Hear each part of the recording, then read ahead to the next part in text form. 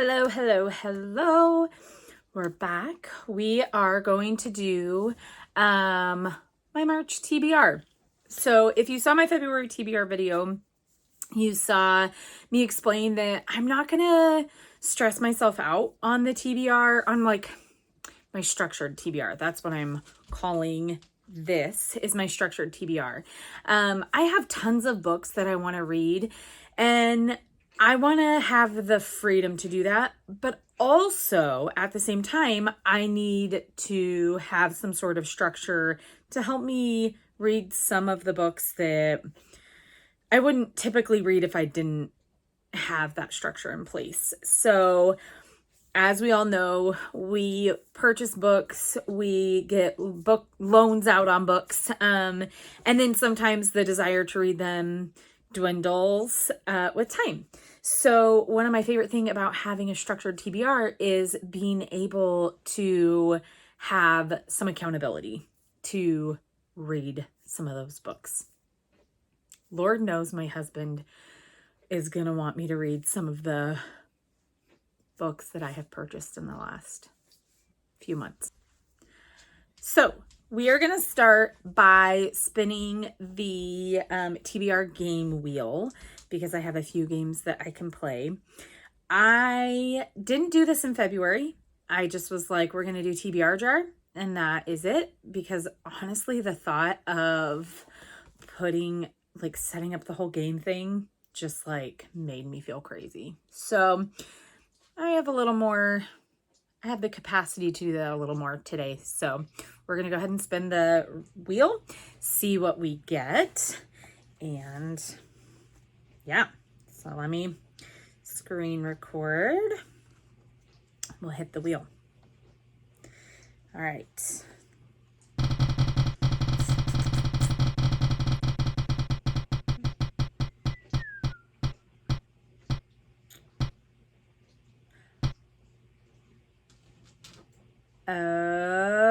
Okay, so the 48-hour readathon game. This is a game that I kind of created. You know what? Let me get it, and then I'll just kind of show it to you, and then we can try it. We'll see what happens. So, time out. Okay, sorry about the lighting. The sun is coming and going. It's been weird springish kind of weather here where I'm at, so sorry about that. If there's lots of sun and then lots of shadow, there's basically nothing I can do about it. But this is a game that I kind of just put together, and you can't see, maybe if I get closer, but each one of those little bubbles has a prompt in it. And off to the side here, there's 48 to 32 hours, 31 to 16 hours, and then 15 to 0 hours. So the idea, if I'm doing a 48-hour readathon, which I like to do just kind of to challenge myself, I'm kind of nerdy like that. But if I'm doing a 48-hour readathon, there's a little bit of a safety net, right? So these are all kind of harder prompts where I have more time to complete them in this, when I have 48 to 32 hours in that. If, say, I am, rolling terribly and I'm only to here and I hit the 32-hour mark, I can immediately jump down and roll in this. So there's a little bit of safety net in it. I'm only going to roll 5 times. I'll roll on this 5 times because I only want to put 5 books on my TBR structured. So we'll get this set up and we'll see what happens. Again, sorry for the sun. It's coming and going. It's crazy. Okay. I'll see you back here in a minute. Okay, here we go. We have a D10 and my little spicy pepper over here. So let's roll. Oh, 2. Okay. 1, 2. TBR vet. Okay. Okay, roll 1. Obviously TBR vet. There was a few directions I could go with this, but ultimately, because this is on my 24 for 24 TBR, I went with The Four Winds by Kristen Hanna. This was my spectacular find at at just a little thrift store in my local community, and this book was like 50 cents. And it is like a special edition. It was really cool. So this is one of the books that's been on my TBR the longest so far. So, or my physical in my physical library. That's what I want to say. Because I'm trying to only pick up books that I have so that my husband doesn't get mad at me about buying more books. So, I'm going to go ahead and read the synopsis because I don't actually remember what this is about. So I'm just going to read it.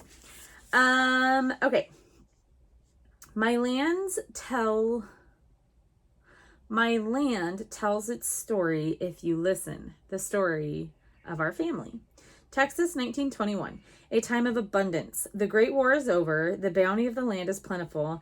And America is on the brink of a new and optimistic era. I can read. But for Elsa Wolcott, deemed too old to marry in a time when marriage was a woman's only option, the future seems bleak. Until the night she meets Rafe Martinelli and decides to change the direction of her life. With her reputation in ruins, there is only one respectable choice: marriage to a man she barely knows. By 1934, the world has changed. Millions are out of work and drought has devastated the Great Plains. Farmers are fighting to keep their land and their livelihoods as crops fail and water dries up and the earth cracks open. Dust storms roll relentlessly across the plains. Everything on the Martinelli farm is dying, including Elsa's tenuous marriage. Each day is a desperate battle against nature and a fight to keep her children alive. In this uncertain and perilous time, Elsa, like so many of her neighbors, must make an agonizing choice: fight for the land she loves or leave it behind and go west to California and search for a better life for her family. Well, it sounds a little depressing, not gonna lie. But it has been on my TBR for the absolute longest, so I'm gonna go ahead and knock this out. It was my goal for this year, and so that's cool that I can get it on a structured TBR. So this will be book 1. Roll 2. That is a 5. 1, 2, 3, 4, 5. A fantasy. Excellent. Okay, so for a fantasy, I have a ton of fantasy options, and I had to make myself choose something outside of what I'm already reading because I need to chip away at the books. That's what the structured TBR is. It's for me to chip away at the books I have, which I should have grabbed a different one, but I've already committed to this and I'm sticking to it. Okay, for a fantasy, we are going Savage Lands. This is book 1 in this series. I have seen Becca's, I don't know, link her down below. But I have seen her be reading this series and it really intrigued me. So I'm also going to read the synopsis of this one. Almost 20 years after the barrier between Earth and the other world fell in the Fae Wars, Budapest is balancing on the precipice. A battle for dominance is brewing among the elite Fae and the privileged humans in Eastern Europe. The prejudice between the sides is bubbling with hate and violence. 19-year-old human Brexley has grown up in privilege, but not without heartbreak. After being orphaned, she is taken in by General Marcos, living in a walled city rife with power grabs and ruthless political games. Then one night, the course of her life changes, and Brexley is thrown into the most feared prison in the East, Halalhaz. H-A-L-A-L-H-A-Z. Halalhaz. Say it with me. The House of Death. where you go in, but don't come out. She must learn to live with the worst of Fae and human criminals. The rule of hierarchy puts humans on the bottom, where the only way to survive each day is to make alliances with the Fae. Here she meets the sexy, vicious legend, Warwick Farkas, a myth among man and Fae.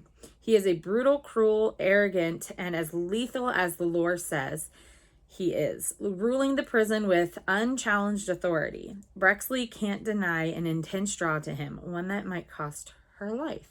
If the games don't take her out first, a fight to the death where only one... If the games don't take her out first, a fight to the death where only one survives. That sounds like a terrible prison.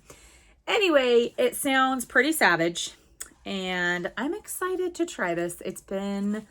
I have the first 2, I think, in this series because I think I'm going to like it, but I also didn't want to invest in all... There's a lot of books. I think there's over 10. So I didn't even want to invest in all of them if I wasn't going to like it. So this is my fantasy pick. Roll 3.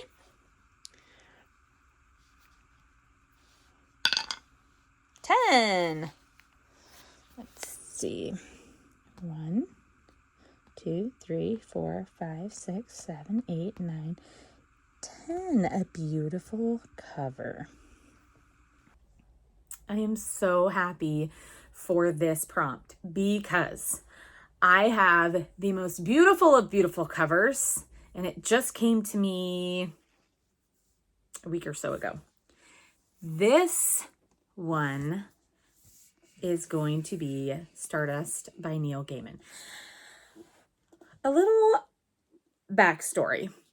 I, once upon a time, watched this movie that I absolutely loved called Stardust, and I thought it was the cutest, most sweetest, fantastical, magical movie I'd ever seen. And it had Robert De Niro as a pirate king, and I loved it.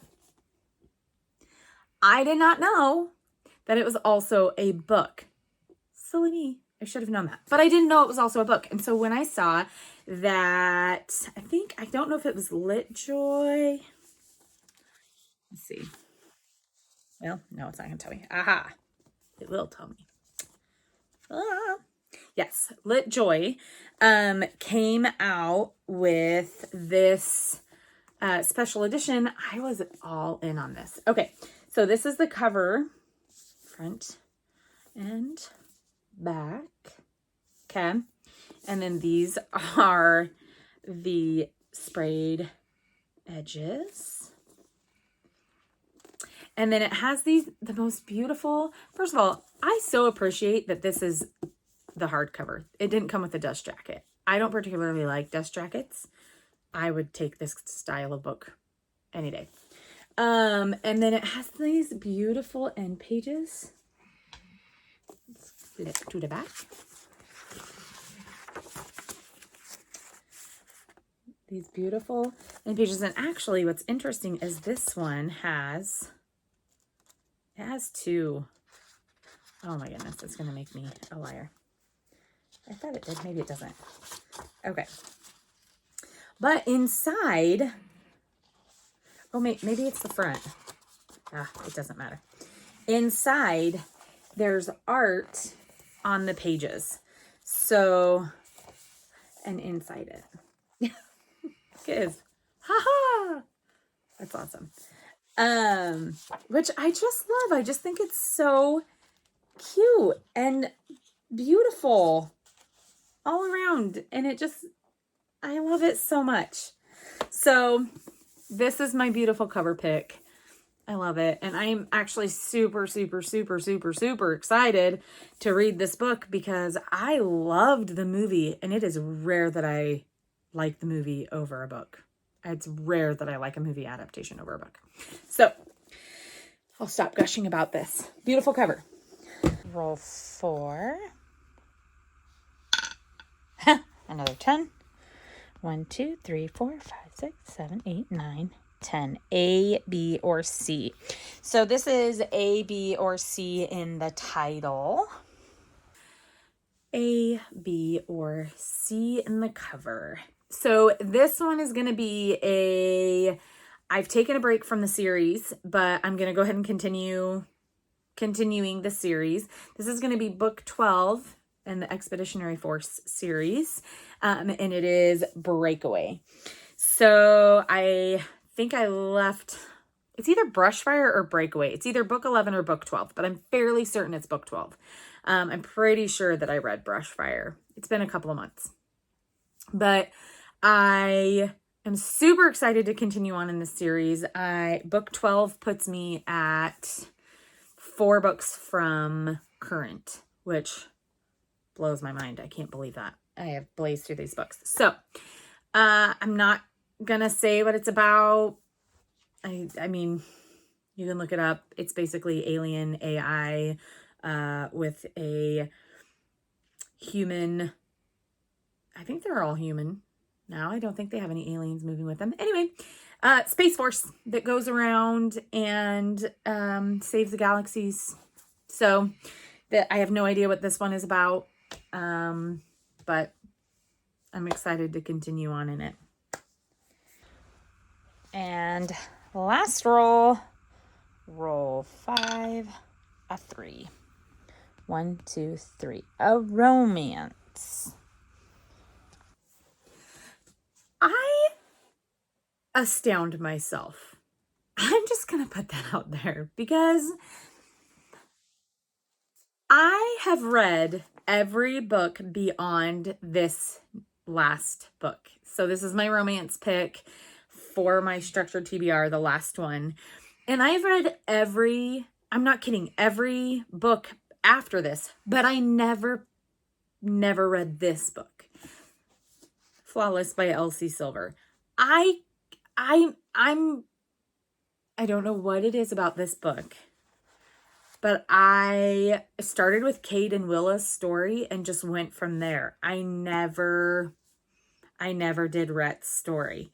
So, I'm going to read the back of this. If you don't know what this is Chestnut Springs, and I'm fairly certain every person and their dog at this point knows this series, but I have no idea what this book is about because I started with Kate and Willa and went on. So, which is Heartless, and went on.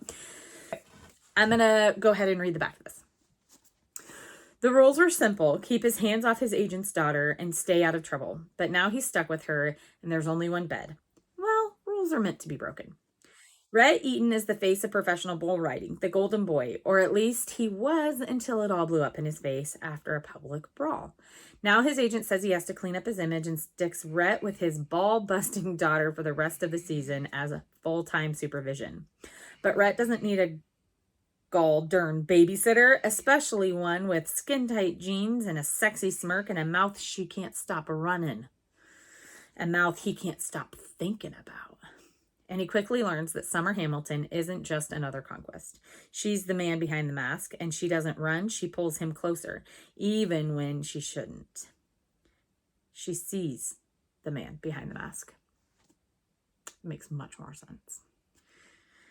Summer says this means nothing. Rhett says this means everything. She says there are boundaries they shouldn't cross, that Rhett's reputation can't take any more hits, and neither can her damaged heart. Rhett says he's going to steal it anyway. All right, so this is my structured TBR. For a TBR vet, I have The Four Winds by Kristen Hanna. For a fantasy, I have Savage Lands by Stacey Marie Brown. For a beautiful cover, I have Stardust by Neil Gaiman. For A, B, or C in the title, I have Breakaway by Craig Allenson. And for romance, I have Flawless by Elsie Silver. Now, I do have some other books that I'm hoping to get to in the month of March because it either ticks off a series, continues a series for me. I'm either really interested in it, or I just kind of want to get it off my list, honestly. There's a few on here that are on my 24 for 24. And that 24 for 24 was like, get the ones off my list they're the ones that have been on my list for a really long time. In fact, I didn't pick one that I would really like to pick. So a few of those. Eragon by Christopher Paolini. This is on my hopeful to get to. Just threw it on the floor.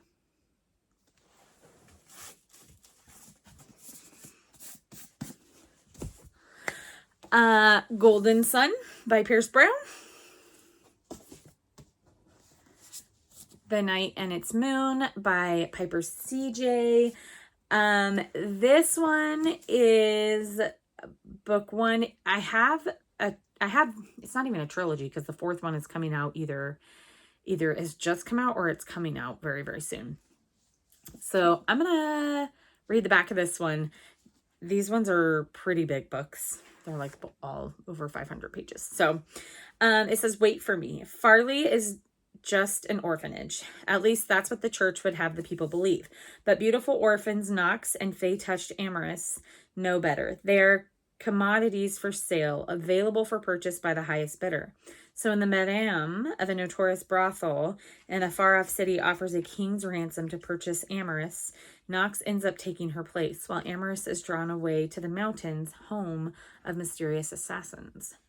Even as they take up new lives and identities, Knox and Amorous never forget one thing. They will stop at nothing to reunite. But the threat of war looms overhead, and the two are inevitably swept into a conflict between human and fae, magic and mundane. With strange new alliances, untested powers, and a bond that neither time nor distance could possibly break, the fate of the realms lies in the hands of two orphans and the love they hold for each other.